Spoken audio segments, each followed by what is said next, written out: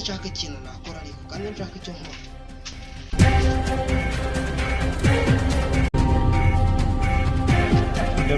Ndamwire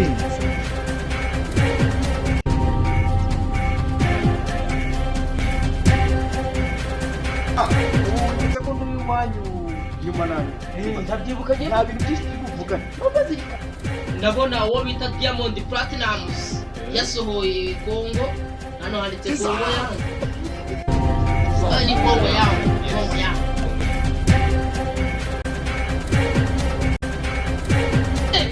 tajungu cha wekirani God have mercy upon us.